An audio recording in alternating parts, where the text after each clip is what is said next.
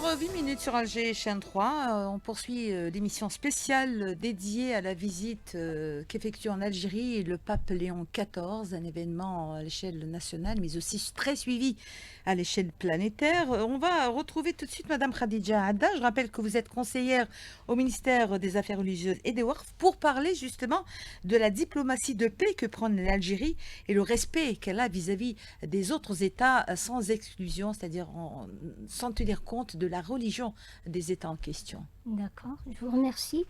Donc, ce que je voudrais dire, c'est qu'en écoutant le discours du pape, il apparaît que nous sommes de plein pied, ou que l'Algérie est entrée de plein pied dans la diplomatie, dans l'ère de la diplomatie de la paix. Il s'agit, l'Algérie n'a eu de cesse de mettre en avant son approche prospective, c'est-à-dire une approche qui vise à mettre le doigt sur ce que devraient être les relations internationales sans privilégier un État par rapport à un autre ou une religion par rapport à une autre. Dans ce sens, le ministère des Affaires religieuses a toujours œuvré à mettre en œuvre cette politique d'ouverture en prônant un islam de modération, un islam du juste milieu, un islam de respect des autres cultes, même si le culte majoritaire est l'islam en Algérie. Par exemple, je voudrais à titre d'exemple dire que nous avons en 2025, vers la fin de 2025, nous avions organisé, le ministère a organisé une conférence de dialogue interculturel, interreligieux pour consacrer cette vision de l'Algérie en matière de gestion du culte. Et voilà, c'est tout ce que j'ai à dire. Ben, je vous remercie, Madame Khadija Hadda. Je vous le disais, nous attendons d'un moment à l'autre l'arrivée du pape Léon XIV au niveau de la basilique Notre-Dame d'Afrique. En attendant de suivre cette étape donc, du pape Léon XIV, on va revenir sur les itinéraires de Saint-Augustin. Il s'agit d'un réseau culturel qui véhicule la vie et la pensée de Saint-Augustin, qui inclut aussi son environnement familial et intellectuel, un parcours qui est au cours de validation par l'UNESCO, puisqu'un dossier a été présenté sur le classement des itinéraires augustiniens en Algérie, un dossier qui reflète la richesse et la profondeur de l'histoire et du patrimoine de l'Algérie. On écoute à ce propos Salim Brahimi.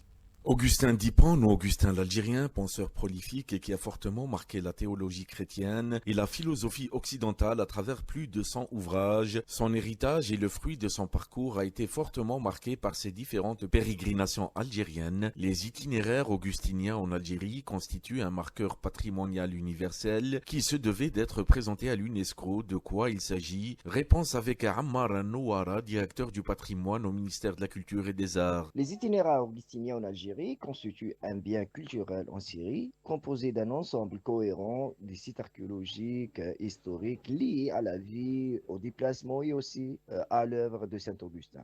Les sites archéologiques proposés au classement sont 14 sites répartis à travers plusieurs wilayas de l'Est et de centre de l'Algérie, notamment Hippone, le siège de la diocèse de la Numidie, Annaba, Tagaste, la ville natale de Saint-Augustin, Mador aussi, la ville qui a connu ses études primaires, Tubursikum Nomidiarum, le site archéologique de Khmissa, aussi le site archéologique de Taoura dans la wilaya de Sogohras, aussi nous avons le site archéologique ou bien la ville de Kalama, l'antique ville de Kalama dans la wilaya de Guelma, l'antique ville ou bien les ruines du Milev dans la wilaya de Mila, ou bien le site archéologique Tibilis situé dans la wilaya de Guelma, la cité antique Tidis, le Castillon Tiditenarum situé dans la wilaya de Constantine, les ruines de Sisyphus dans la wilaya de Sisyphe, les ruines de Kaisaria dans la ville de Cherchel, actuelle Cherchel, et aussi les ruines de Tivest dans la wilaya de Tibissa, les ruines de Tabounaï, Tobna actuelle, la ville de Tobna dans la région de Berika, la wilaya de Betna, et aussi, et finalement, aussi la ville de Kartinaï, ou bien les ruines de la ville de Kartinaï,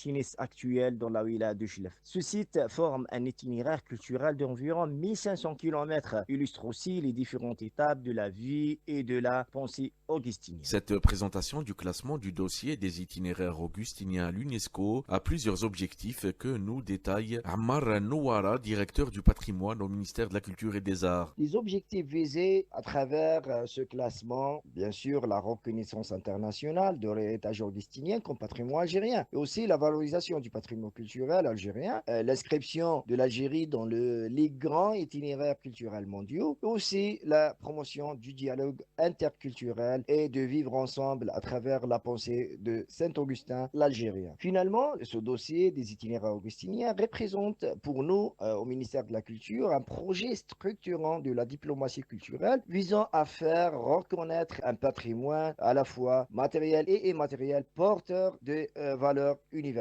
Cette inscription est pleinement inscrite dans la politique nationale de protection et de valorisation du patrimoine culturel et aussi le positionnement aussi de l'Algérie comme un acteur majeur dans un réseau des itinéraires culturels à l'échelle méditerranéenne et internationale. Plus qu'un héritage historique et cultuel, les itinéraires augustiniens constituent un témoignage vivant de la profondeur civilisationnelle de l'Algérie. La ministre de la Culture et des Arts a annoncé la tenue des rencontres afro-méditerranéennes le 28 avril. Elles permettront de célébrer la pensée augustinienne après la visite du pape Léon XIV. 15h17, 18 minutes sur Alger Chaîne 3. Nous vous le disions depuis ce matin. C'est un fil rouge consacré à la visite historique qu'effectue le pape Léon XIV en Algérie. C'est l'événement de ce lundi 13 avril. C'est la première qu'entreprend en Algérie un souverain pontife. Une visite axée sur le dialogue interreligieux et la coexistence. Et je vous rappelle que le président de la République, Abdelmajid Tebboune, a réservé un accueil solennel ce matin à l'aéroport international Houari Boumediene au pape Léon XIV, qui effectue donc une visite en Algérie, visite officielle. Les deux hommes se sont entretenus en tête-à-tête au niveau du salon de l'aéroport international Houari Boumediene avant que le pape ne soit reçu en audience par le président de la République, auquel il a rendu une visite de courtoisie. Le pape Léon XIV s'est recueilli, d'ailleurs c'est un des moments forts de cette visite, s'est recueilli ce matin à la mémoire des martyrs sur l'esplanade de l'office de Riyad el-Fath.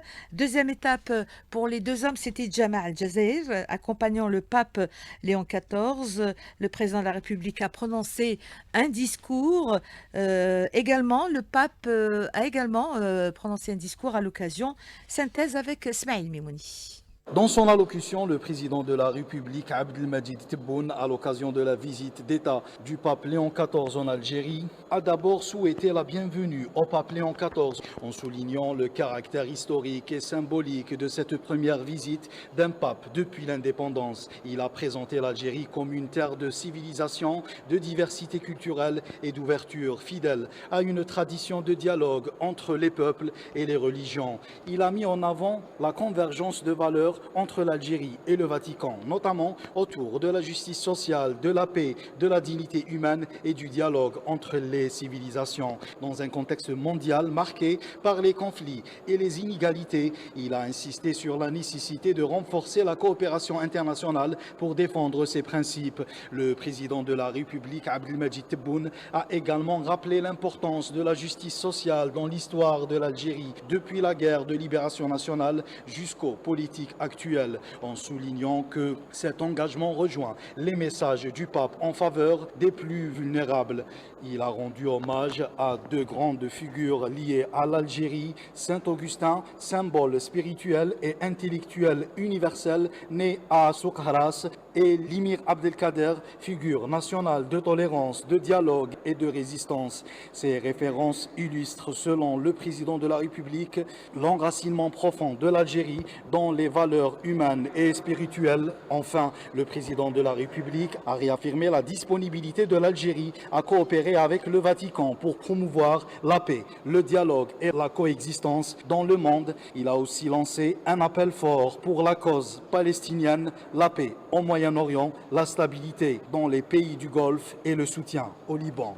De son côté, le pape Léon XIV, dans son allocution, a lancé un appel fort au dialogue et à la compréhension mutuelle entre les peuples, affirmant que la reconnaissance de l'autre est la clé pour ouvrir des voies de paix et dépasser les divisions. Il se présente comme un témoin de la paix et de l'espérance en saluant la résilience du peuple algérien qu'il décrit comme marqué par la solidarité, l'hospitalité et un profond sens de la communauté. Il insiste sur le dialogue des populations modestes qu'il considère comme les véritables piliers de l'avenir. Il met également en avant les valeurs d'hospitalité et de générosité profondément ancrées dans les sociétés, ainsi que le rôle essentiel du partage et de la solidarité. Dans ce contexte, il a salué les efforts de l'Algérie pour instaurer la paix dans le monde et promouvoir le dialogue entre les nations et les religions. Le pape Léon XIV souligne aussi le rôle important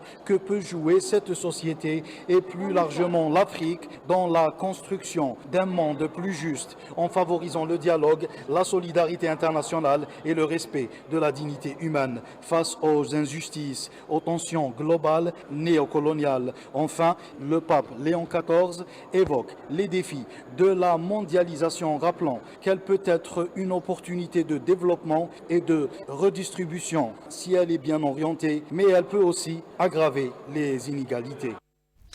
On est en studio avec Khadija Adda. Je rappelle que vous êtes conseillère au niveau du ministère des Affaires religieuses et des Waqf. On va peut-être revenir rapidement avec vous sur les valeurs que partage la religion musulmane, l'islam, avec les religions monothéistes. On a des exemples de cohabitation entre les musulmans et les autres croyants, les messages de tolérance et des valeurs du vivre ensemble, Madame Khadija Adda. Je vous remercie. Que pourrais-je dire si je dois m'en tenir à votre idée sur le dialogue interreligieux ou interculturel?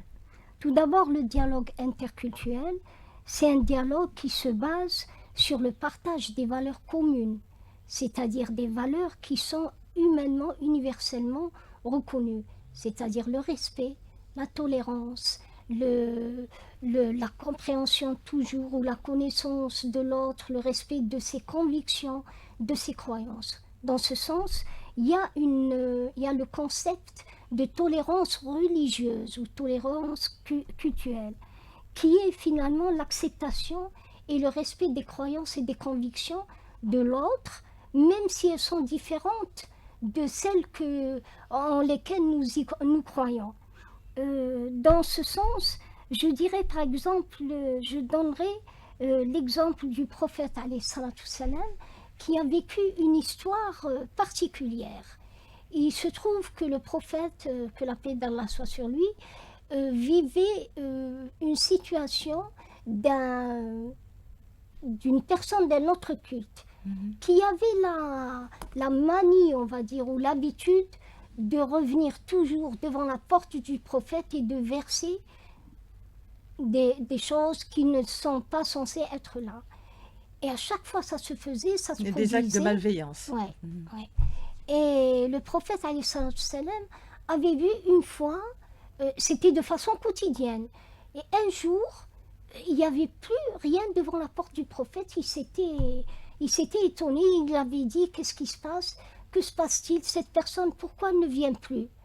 Et on lui a rapporté que cette personne était malade. Il est parti à son chevet. Il lui a dit, il a essayé de voir comment il allait. Et depuis ce temps, cette personne s'est convertie finalement à l'islam parce qu'elle a vu des valeurs qui étaient d'une beauté inimaginable, d'une beauté et d'une bonté dans le même temps. Une personne qui vous fait du mal et à laquelle vous rendez en retour du bien, c'est ça, c'est l'expression même de la tolérance et de la bonté. Et donc c'est ça. Et du pardon. Du pardon, oui, parce que quand vous faites preuve de tolérance et d'acceptation, ça ne peut que créer un canal de communication et d'acceptation même de la part de l'autre. Voilà, en gros, c'est peut-être ça que je pourrais souligner. Merci beaucoup Khadija Adda. Je rappelle que vous êtes conseillère au ministère des Affaires religieuses et des Waqf. En attendant l'arrivée du pape Léon XIV à la basilique Notre-Dame d'Afrique, on va parler justement de cette œuvre architecturale qui, nous vous le disions, surplombe la baie d'Alger, la belle baie d'Alger, un espace qui est chargé d'histoire, un espace qui porte tout un symbole, celui du vivre ensemble. Cet édifice a connu des travaux de rénovation, de restauration, assurés, nous vous le disions, par l'Union européenne, mais aussi par les autorités algériennes, entre autres le ministère des Affaires religieuses et la wilaya d'Alger. Pour nous en parler, tour ou petite visite guidée au niveau de cette basilique avec Smaïl Memouni.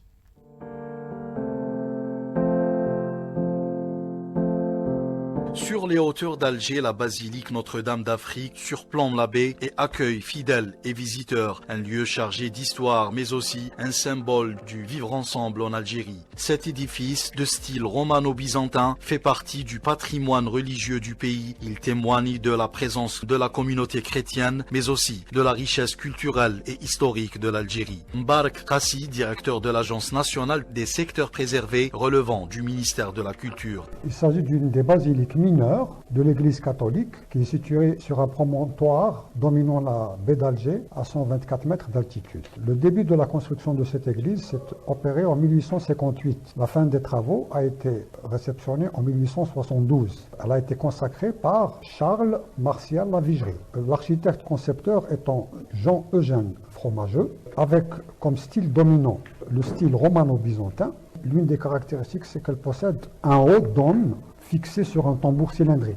Et son abside, au sud-ouest, est un peu exceptionnelle vu que généralement les absides sont localisées à l'est des édifices. La restauration s'est opérée sur cette église fortement touchée par le séisme de 2003. Les travaux ont été engagés en 2007 par le recteur de la basilique, Bernard Lefebvre. Elle a été inaugurée le 13 décembre 2010 après restauration. La restauration a été financée par l'Union européenne ainsi que l'État algérien à travers la wilaya d'Alger. Le classement du monument a été finalisé en 2013. Le recteur de la basilique rappelle de son côté que le projet remonte aux années 1850 porté par des fidèles en quête d'un lieu de recueillement. Il souligne que la basilique est aujourd'hui à la fois un espace de prière et un lieu ouvert au dialogue entre les cultures. Peter Klaverkor, recteur de la basilique Notre-Dame d'Afrique. Cette basilique remonte à 1856, déjà quand l'autorisation a été donnée pour la construction, mais la construction elle-même a commencé en 1958.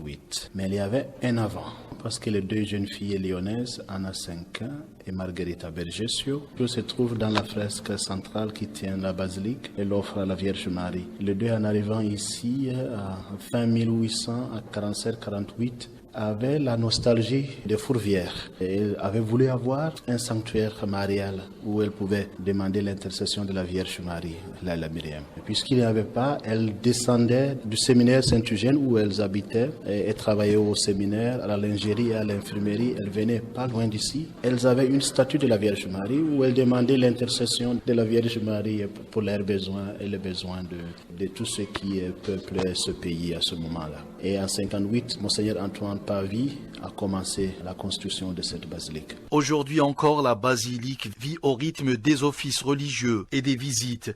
Peter Klaverkor, recteur de la basilique Notre-Dame d'Afrique. Cette église a deux volets. C'est la partie cultuelle et la deuxième partie, c'est tout ce qui est culturel. Alors depuis un certain temps, à part le temps de prière que nous avons ici habituellement, nous avons aussi des événements culturels pour mettre en avant tout ce qui est éducation à la paix, au vivre ensemble, à la tolérance de l'autre qui est différent de soi. Tous les jours, le matin, quand il y a des pèlerins déjà organisés qui ont déjà averti, mais sinon, nous ouvrons à 11h pour les visiteurs, où on accueille les visiteurs sans distinction. On ne pose pas la question, vous êtes qui? Tout le monde vient. Et là, on a de tous bords, des touristes, des pèlerins.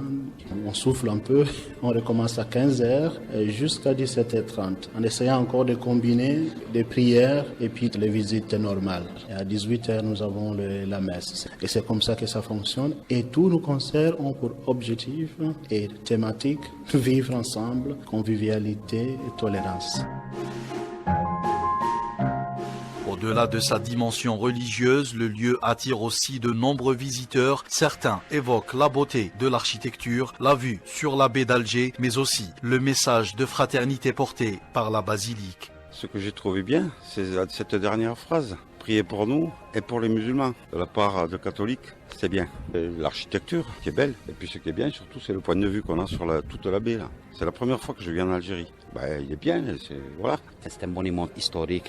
Là, je suis c'est à cause de ma petite fille. Elle a le droit de savoir, elle a le droit de connaître. Le monument est très riche d'histoire, sachant que la première impression que j'avais qu'il prie pour leur religion ainsi que pour l'Algérie. Il y a toujours la devise, prier pour les musulmans et prier pour les chrétiens. C'est un reproche très familial à la fraternité algérienne, qu'on accepte tout le monde, qu'on est un peuple qui ouvre ses mains pour les gens qui les aiment de plus. L'endroit, il est superbe. J'aime bien le lieu, l'église, parce que c'est la première fois que je aussi qui parce que j'ai vu les chrétiens, les musulmans, bien. قاعدين يبوزيو دي كيستيون سي بيان شفت انه في الجزائر كامله يقبلوا جميع الديانات مع مسلم مسيحي حسيت باللي بلادنا تقيم صح الديانات الحمد لله. D'autres mettent en avant l'accueil chaleureux et la convivialité qu'ils ont trouvé sur place, reflétant l'image d'une Algérie ouverte et tolérante. Je suis d'origine tunisienne. Là, j'ai pris la route de la Tunisie et je suis sur un mois de voyage en Algérie. J'ai fait juste une étape à Annaba où il y avait déjà la basilique que j'allais visiter. Et en arrivant en Algérie, je savais juste que c'était un des monuments à visiter. Donc après, le lieu, il est magnifique. Hein. C'est en hauteur, il y a la vue sur Alger. En soi, même s'il n'y a pas trop de connaissances sur l'histoire, c'est déjà très joli. Donc ça vaut le coup d'être vu. La basilique Notre-Dame d'Afrique, que je trouve très belle et très singulière, très inédite, avec beaucoup de couleurs, avec tous ces mélanges de couleurs, et c'est très agréable. Et quand on est à l'intérieur, on a une impression de paix, de sérénité. Alger, ça m'a beaucoup plu, et vraiment ce que je retiens, c'est la gentillesse des Algériens. Pour les professionnels du tourisme, la basilique constitue une étape incontournable dans les circuits de visite permettant de découvrir à la fois l'histoire et la diversité religieuse du pays. Mehdi, guide accompagnateur touristique. On a la basilique qui fait partie de notre circuit. C'est un lieu incontournable vis-à-vis de son histoire, de son emplacement aussi, parce qu'il donne une vue qui domine sur toute la baie d'Alger. On est toujours bien accueillis ici, soit à l'intérieur, au sein de l'église ou à l'extérieur. Et ça fait plaisir aux étrangers qui viennent visiter l'Algérie pour voir et découvrir qu'il y a des religions ici en Algérie, d'autres que l'islam. Généralement, on prévoit toujours 2 à 3 heures de visite au sein de la basilique Notre-Dame d'Afrique. Toute l'histoire de la basilique, comment elle a été conçue, comment elle a été instaurée en Algérie, on voit le paysage.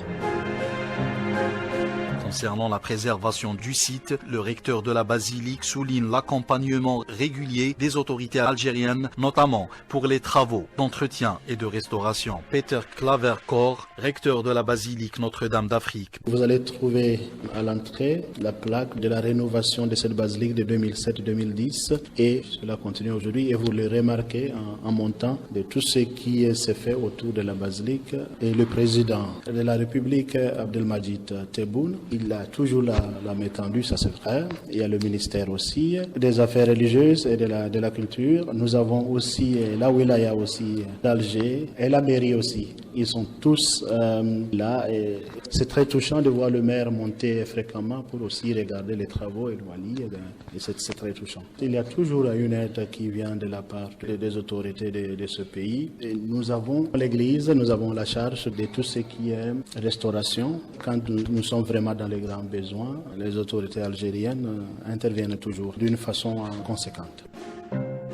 Un engagement confirmé par le ministère de la Culture qui indique que l'État algérien accorde une importance particulière à la protection des édifices religieux et historiques considérés comme partie intégrante du patrimoine national. Mbar Kassi, directeur de l'Agence nationale des secteurs préservés relevant du ministère de la Culture. L'État algérien accorde une importance particulière à la prise en charge des édifices à caractère religieux et historique, en tant que témoin vivant de la richesse, de la diversité et de la profondeur de notre identité nationale. À ce titre, un dispositif global de protection a été mis en place à l'échelle nationale, reposant notamment sur le classement des biens culturels ainsi que leur inscription à l'inventaire supplémentaire du patrimoine au niveau des wilayas. Plusieurs édifices à caractère religieux emblématiques ont bénéficié de ces mesures, parmi lesquels la basilique Notre-Dame d'Afrique, classée en 2013, également la basilique Santa Cruz, l'église Saint-Louis et la synagogue à Oran, la basilique Saint-Augustin à Annaba, la mosquée Kchawa à Alger, ancienne cathédrale dont la mosaïque a été préservée et mise en valeur. Ces actions traduisent la volonté de l'État de préserver l'authenticité des sites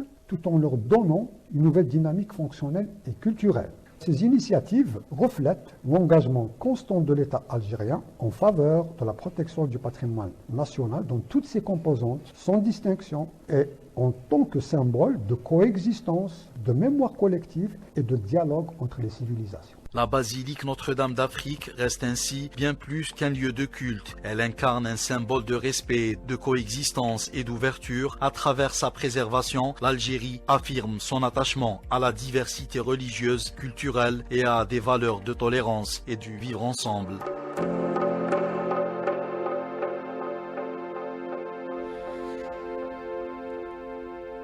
Madame Khadija Hadda, conseillère au ministère des Affaires religieuses et des Waqf, on va aborder avec vous la portée de la visite du pape Léon XIV, une visite qui a renforcé la visibilité des lieux de culte autres que les mosquées, une manière de dire que l'existence d'autres lieux de culte, on ne les connaissait pas, et voilà qu'aujourd'hui on découvre qu'il y en a plein en fait. Hein. Oui. Ce que je voulais dire, c'est que cette visite du pape Léon XIV a permis de renforcer la visibilité de ces sites cultuels. Nous citerons par exemple, si je devais parler de la chapelle de Santa Cruz à Oran, par exemple. Il y a bien évidemment la basilique de Saint-Augustin. Il y a aussi sur Alger la basilique Notre-Dame d'Afrique. Tous ces sites, même s'ils étaient connus, quelque part, cette visite va permettre de renforcer le tourisme culturel catholique, on va dire, pour ceux. Et d'ailleurs, ça se fait, même si on n'en parle pas, il y a des pèlerinages vers ces sites. Voilà, ce sera à peu près ce que je voulais dire sur la portée, comme vous disiez, de la visite du pape Léon XIV en Algérie. Et tout cela dénote de la coexistence pacifique de tous les cultes, sans distinction, tant qu'il y a le respect mutuel, tant qu'il y a le respect de l'ordre public dans la pratique ou dans l'exercice des rites. Tout se passe bien dans le meilleur des mondes, comme dirait quelqu'un. Merci beaucoup, Madame Khadija Hadda, conseillère au ministère des Affaires religieuses et des Waqf. Vous êtes contrainte de nous quitter. Nous avons eu un plaisir de vous avoir dans nos studios et nous espérons vous revoir très bientôt. Le plaisir est le mien et voilà. Merci beaucoup. Bonne continuation. Merci beaucoup. Et nous continuons à suivre, donc, assurer l'émission spéciale dédiée au pape Léon, à la visite du pape Léon XIV. On va s'intéresser, vous savez que le président de la République et le pape Léon XIV ont prononcé de discours au niveau du centre culturel de Jama al-Jazaïr. Nous avons pu suivre le décryptage ou le commentaire de Mustafa Cherif tout à l'heure, l'ancien ministre de l'enseignement supérieur et de la recherche scientifique. On va retrouver pour une réaction le recteur de la mosquée de Paris, Shamseddin Hafiz, autour des deux discours. C'est un moment très important ici à la Grande Mosquée d'Alger d'écouter les discours à la fois de Monsieur le Président de la République, Saad Majid Tebboune, et de sa sainteté le pape. Les messages sont très forts. C'est un moment extrêmement important, un événement historique que l'Algérie attend depuis 2000 ans. Jamais, depuis l'Antiquité, l'Algérie n'a reçu un pape. Et ce message était extrêmement fort, un message de paix, parce que je pense que le pape Léon XIV est le pèlerin de la paix. Et il commence aujourd'hui son périple en Afrique en ouvrant la porte de son périple par l'Algérie. C'est un message important. Il a rappelé les épreuves passées par le peuple algérien, sa résilience, la colonisation, mais toutes les épreuves que le peuple algérien a traversées et resté debout sur des principes de fraternité, de solidarité. Il a parlé quand même de la grande générosité du peuple algérien. C'est quand même important pour ce message d'un catholique qui vient aujourd'hui, bien évidemment, rappeler le rôle de Saint-Augustin. Saint-Augustin, c'est un fils de l'Algérie. Et comme l'a dit le président Abdelmadjid Tebboune, Saint-Augustin est d'un des plus grands intellectuels en dehors de sa qualité de prêtre. C'est d'un des plus grands intellectuels du monde qui a montré que à la fois le christianisme et l'islam se nourrissaient des mêmes valeurs, à savoir la foi en Dieu, qui est importante, la compassion, la solidarité et surtout la dignité humaine et la justice sociale. Voilà, c'était donc là le recteur de la Grande Mosquée de Paris, Shamseddine Hafiz, qui était au micro de Smaïl Mimouni. Hanan Saïsi vient de nous rejoindre dans les studios pour poursuivre avec nous l'émission spéciale dédiée à la visite historique, l'événement donc du jour, la visite historique en Algérie du pape Léon XIV. Hanan, bonjour. Nassera Mejadel, bonsoir. Et on retiendra d'abord de cette déclaration du recteur de la mosquée de Paris quelques mots-clés qui reviennent. L'Algérie, terre de la fraternité, terre de la paix, modèle de coexistence. Une grande histoire témoigne de cette coexistence, de cette ouverture, de cette acceptation selon beaucoup de témoignages que nous avons réussi à avoir depuis ce matin, Nassera Mejadel. Et pour compléter justement et commenter cette visite historique à plus d'un titre, hein, il faut le dire, du pape Léon XIV en Algérie, en ouverture, en prélude de sa visite prévue en Afrique à travers 3 ou 4 autres pays africains, un long parcours qu'il entamera par la terre des martyrs de la Révolution nationale, les martyrs des droits de l'homme, comme symbole aussi de cette visite, puisque le pape XIV place sa visite au nom des droits de l'homme, de la paix à généraliser, à exporter. L'Algérie a beaucoup à faire en ce sens. Le pape qui a évoqué notamment l'expérience algérienne en la matière, tant sur l'histoire et le parcours de l'Algérie contemporaine, son action diplomatique aujourd'hui qui se déploie à travers le monde, en Afrique, les aides, le soutien au pays, le discours unificateur aussi, les initiatives algériennes pour les accords pour l'exportation de la paix, les accords pacifiques, le traitement pacifique. Un rôle de médiateur aussi, rôle dans de les médiateur par excellence. L'Algérie qui est connue aussi par son excellence en matière de négociation. Avec une diplomatie active. Active, absolument, et qui se déploie, notamment ces dernières années où le contexte mondial s'avère extrêmement délicat, où l'Algérie a son mot à dire. Pour revenir justement sur tous ces points-là, notre journaliste histoire de l'Algérie, histoire contemporaine de l'Algérie, Monsieur Boukhalifa Amazit, bonsoir et merci d'avoir répondu à notre invitation. Monsieur Cheikhaoui, pour commencer d'abord, c'est les aléas du direct. Monsieur Aslan Cheikhaoui, notre expert maison en matière de relations internationales. Monsieur Aslan Cheikhaoui, bonsoir, bienvenue. Bonsoir, merci de votre invitation. Alors, l'Algérie, modèle de coexistence des religions, du dialogue interreligieux. Monsieur Cheikhaoui, on peut aujourd'hui confirmer cela à travers cette visite historique du pape, la première en son genre dans l'histoire de l'Algérie. Tout à fait, moi je dirais plus. Je dirais que c'est le modèle du vivre ensemble. C'est ça l'élément clé et la dimension, je dirais, politique plus que culturelle. Aujourd'hui, l'Algérie est en train de démontrer dans une période très difficile, dans une période très compliquée, dans une période où il y a des convulsions internationales. L'Algérie est en train de démontrer que c'est un pays où il fait bon vivre, mais qu'il y a le vivre ensemble. Et le vivre ensemble, c'est vivre sur le plan culturel, ensemble, mais vivre aussi sur le plan culturel, sur le plan politique et sur le plan géopolitique. Le plan géopolitique, notamment en Afrique, M. Arslan Cheikhaoui, vous suivez de très près l'évolution de la diplomatie ou de l'action diplomatique algérienne en Afrique notamment, où il est question, par exemple, à titre d'exemple, de développement durable au profit des peuples africains. Aujourd'hui, l'Algérie qui s'implique profondément, même dans son bain naturel, qui est l'Afrique, dans cette dimension africaine, à travers le soutien apporté aux peuples frères africains. Les plus récents, l'on cite le Niger, par exemple, où l'Algérie tend la main à ce pays frère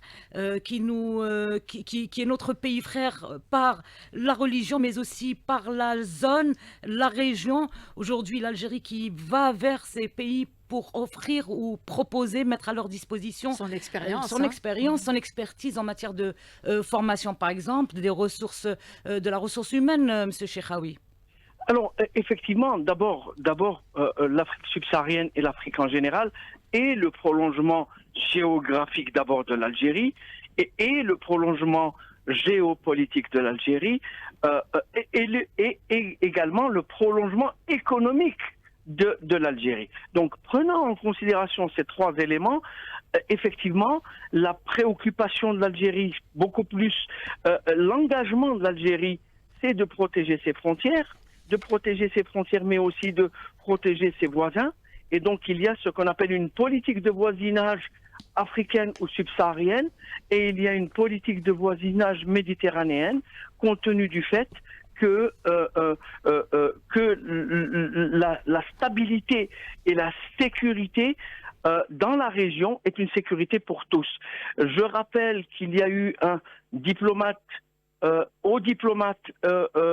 occidental un jour a dit l'Algérie devrait être le promoteur de la stabilité dans la région subsaharienne, dans la région sahélo-saharienne et par prolongement sur le continent africain. Et l'Algérie aujourd'hui est en train de jouer ce rôle-là, est en train de jouer le rôle d'exportateur, de promoteur de la stabilité par son expertise, par son expérience, mais également par son aide. Et pourquoi son aide? Parce qu'en fait, vous l'avez si bien dit il y a quelques minutes, vous avez dit que, je prends l'exemple du Niger, qui est un pays frère, qui est un pays frontalier, qui est un pays voisin, et pour lequel nous avons une responsabilité de co-développement, de développement.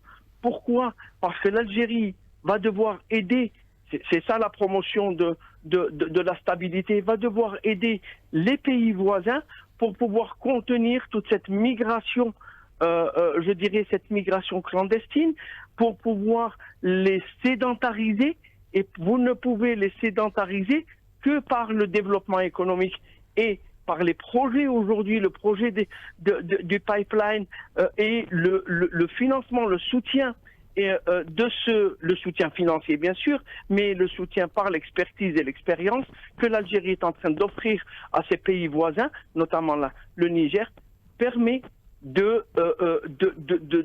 d'affirmer sa position, mais surtout de soutenir la stabilité dans la région, qui est un élément important pour la stabilité interne du pays. Monsieur Arslan Cheikhaoui, c'est avec vous donc Nasser Hamid Jadel. Merci de vous joindre à nous pour cette émission. Alors au-delà du dialogue interreligieux, cette visite constitue donc un événement politique et diplomatique. Le pape Léon XIV entame son périple en Afrique par l'Algérie, un choix qui véhicule tout de même un message et qui n'est pas fortuit, Monsieur Arslan Cheikhaoui. Merci encore une fois de votre invitation. Effectivement, ce n'est pas fortuit. Alors, d'abord, c'est une visite cultuelle. Ça, c'est un élément clé. Deuxièmement, c'est une visite d'État, puisque le Vatican est le plus petit État de la planète. Donc, il faut bien le préciser aux auditeurs. Et par conséquent, c'est cette dimension stratégique que l'Algérie a, cette position que l'Algérie a, soit sur le continent africain, soit dans son espace d'intérêt commun qui est celui de la Méditerranée, qui est mis en valeur aujourd'hui par cette visite. Vous avez bien dit que le pape, que le Saint-Pierre entame sa visite par l'Algérie. Pourquoi? Parce que le message est clair. L'Algérie est la porte du continent africain. Et la porte du continent africain, et géographiquement, c'est la porte du continent africain, mais politiquement, c'est la porte du continent africain. Et historiquement, Monsieur Arslan Chekhaoui, l'Algérie est la porte du continent africain, il faut le dire, le répéter, nous ne l'avons pas assez dit, suffisamment dit. La porte du continent africain via ces actions historiques qui remontent aussi à titre d'exemple à l'émir Abdelkader, à l'époque de l'émir Abdelkader, au message de paix transporté par l'Algérie et exporté vers l'étranger, vers les autres pays, Monsieur Chekhaoui. Absolument. Mais encore une fois, c'est l'histoire qui fait le présent et c'est l'histoire qui fait l'avenir. Et donc, incontestablement, toute cette dimension que vous venez de citer, historique, relève essentiellement des principes fondamentaux de la politique étrangère de l'Algérie et de la doctrine en matière de politique étrangère de l'Algérie qui sont assis, basés et qui représentent les piliers du non-alignement, mais également les piliers qui sont à l'origine des fondamentaux de la construction de l'État algérien grâce à la charte de 1954, d'accord, ou la déclaration de 1954, et tout cela fait qu'aujourd'hui l'Algérie est regardée différemment par son histoire, par son expérience, par son expertise et par son positionnement stratégique dans la région. Alors vous restez avec nous, Monsieur Arslan Chekhaoui, Nasser Ahmed Jadel, la déclaration de 54, à savoir la déclaration du 1er novembre, qui va asseoir, alors que l'Algérie subit les affres du colonialisme, de crimes coloniaux les plus abominables, l'Algérie va de l'avant, s'engage dans une guerre de libération nationale, mais assoit également des principes fondamentaux qui appellent au respect des droits de l'homme et à l'encouragement des droits de l'homme, à la défense aux droits des peuples à l'autodétermination. Pour revenir justement à l'histoire, nous avons avec nous notre expert maison, M. Boukhalifa Mazid, Nasser Ahmed Jadel. Monsieur Boukhalifa Mazid, bonsoir. Bonsoir. On va revenir un peu donc sur cette déclaration qui fait de l'Algérie aujourd'hui porteuse donc de valeurs de paix et du vivre ensemble. Cela s'est traduit juste après donc l'indépendance par des déclarations, mais aussi par des actions en ce sens. Oui. Je pense que l'Algérie est naturellement, tout à fait naturellement invitée à tout ce qui se passe autour de la Méditerranée, de par sa position géographique, naturelle, et d'autre part par sa position dans l'histoire. C'est-à-dire que quand la Méditerranée a commencé à vivre, le peuple algérien, il ne parlait pas encore de nation ni d'État à l'époque, mais le peuple algérien était un peuple qui est pratiquement aussi vieux que sa terre, qui était inclus dans tout ce qui se passait en Méditerranée à l'époque.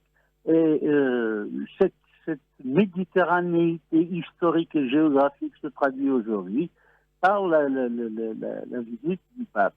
Et l'Algérie n'a jamais, elle a traversé, bien entendu, une multitude de cultes et de cultures, elle les a tous connus.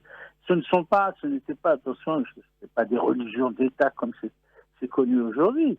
Il y avait autant de judaïsme, il y avait des juifs qui vivaient ici, qui s'étaient convertis, qui vivaient ici, comme il y a eu à partir du 1er siècle ou du 2e siècle, il y a eu des chrétiens également. Mais ce n'était pas l'ensemble du peuple, c'était des religions monothéistes qui étaient arrivées, Ce n'est pas du tout le même phénomène auquel nous allons assister à partir du XVIIe siècle. Donc, je crois que cette visite papale c'est un juste retour des choses. Il y a eu les luttes ancestrales après les croisades. Il y a eu des luttes ancestrales entre la croix et le croissant. Et nous avons été entièrement, totalement impliqués dans ces luttes-là. Et il est tout à fait normal. Je trouve que c'est un événement, effectivement, c'est un événement sous d'autres aspects, bien sûr, mais je trouve ça tout à fait naturel, Et puis, bon, l'histoire veut que le pape, aujourd'hui, que le pape Léon XIV, il se dit fils de Saint-Augustin, c'est-à-dire adepte des enseignements de Saint-Augustin, lequel, il faut rappeler, est d'abord un immense auteur. Les Confessions sont une œuvre aussi bien littéraire que religieuse.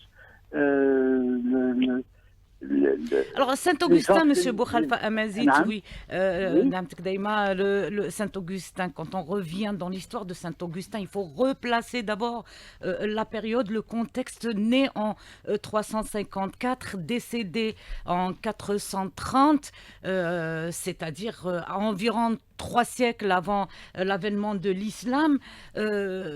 Saint-Augustin, enfant de Tagaste, Sogaras, de parents amazirs, il faut le dire, de la Numidie, de parents abreuvés, notamment la maman, abreuvée du christianisme, mais de valeurs aussi africaines. Saint-Augustin qui était profondément attaché à l'Afrique du Nord et l'Afrique, de par la société dans laquelle il avait baigné. Il part, il s'en va du côté de Milan, Rome. Le contexte est un peu particulier, la période est charnière pour l'Empire romain, et il revient avec un attachement encore plus fort à sa terre natale. Et on dit de Saint-Augustin le réformateur ou l'innovateur dans la pensée chrétienne, donc l'Église catholique. Monsieur Boukhalifa Amazit, je vous interromps quelques minutes. On continue donc, on allait prendre attache avec, poursuivre un peu le déroulement de cette visite. Mais toujours est-il, Monsieur Boukhalifa Amazit, est-ce que c'est cette africanité qui a fait... Oui. Avec votre permission, c'est-à-dire personnellement, j'y vois 3 aspects fondamentaux dans Il y a d'abord la visite du chef de l'État du Vatican, qui entre dans les cadres du voisinage. Le Vatican est un pays ami. Tous les chefs d'État algériens qui se sont rendus en Italie ont rendu visite au pape en exercice à l'époque. C'est-à-dire qu'il y a des relations diplomatiques, des relations tout à fait d'État à État entre les deux pays. Et la visite du pape s'inscrit dans ce cadre-là. Mais elle s'inscrit aussi. Le deuxième aspect, c'est il faut tenir compte du fait que c'est la visite d'un chef d'État, mais d'une spiritualité universelle, c'est-à-dire qui touche l'ensemble de la terre. Le nombre de chrétiens catholiques à travers le monde est assez important. Donc il y a de cela, c'est-à-dire l'échange. Donc c'est le dialogue. À notre époque. Alors, vous restez avec nous. Vous restez en direct avec nous, Monsieur Boukhalifa Amazit, le temps d'un petit flash d'information. Et on revient pour justement évoquer ces 3 points essentiels que vous venez de susciter, Monsieur Amazit.